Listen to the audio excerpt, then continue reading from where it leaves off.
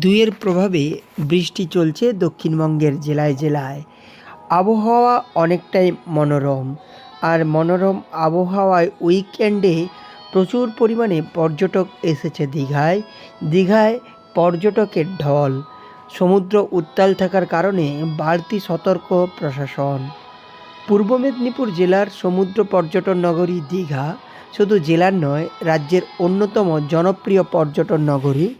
তাই প্রতিটি সময়ে এই জনপ্রিয় পর্যটন নগরীতে পর্যটকের ভিড় লক্ষ্য করা যায়। বিশেষ করে উইকেন্ডগুলিতে ভিড় আরও বাড়ে। এবার উইকেন্ডের সঙ্গে বাড়তি পাওনা জন্মাষ্টমীর ছুটি। ফলে দীঘার সমুদ্র সৈকত কার্যত জনপ্লাবনে মুখর।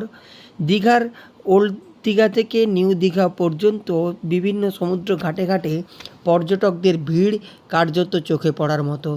রবিবাসরীয় দুপুরে পর্যটকেরা সমুদ্র স্নান করতে উদগ্রীব, কিন্তু ঘূর্ণাবর্তের কারণে প্রায় ঝড়ো হাওয়া বইছে 55 থেকে 60 কিলোমিটার গতিবেগে, যার ফলে উত্তাল সমুদ্র।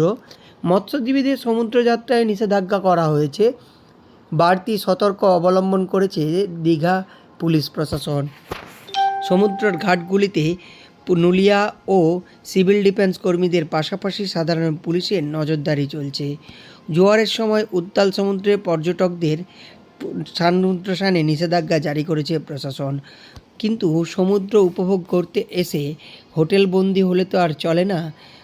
বহু মানুষ সমুদ্র সৈকতে ভিড় করছে উত্তাল সমুদ্র দেখার জন্য। দুপুরের পর আস্তে আস্তে জোয়ারের সমুদ্র উত্তাল হচ্ছে। বেলা যত গড়বে সমুদ্রের উত্তাল আরও বেশি হবে।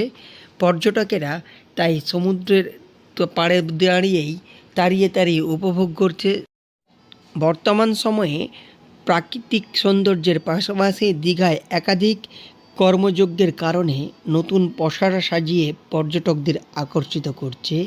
তাই প্রতিটি ছুটির দিন ও উইকেন্ডে দীঘায় সমুদ্র সৈকতে পর্যটকের ভিড় লক্ষ্য করা যায়।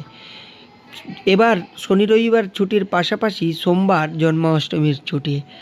টানা 3 দিন ঘরে মন বসে না বাঙালির। তাই দীঘা সমুদ্র সৈকতে পাড়ি দিয়েছে ভ্রমণপ্রিয় বাঙালি বা সমুদ্রপ্রিয় বাঙালি। তারই প্রতিচ্ছবি ফুটে উঠল রবিবার জনপ্লাবনে মুখর দীঘা সমুদ্র সৈকত। পূর্ব মেদিনীপুর জেলার দীঘা থেকে সৈকত সিএর রিপোর্ট, লোকাল 18 বাংলা।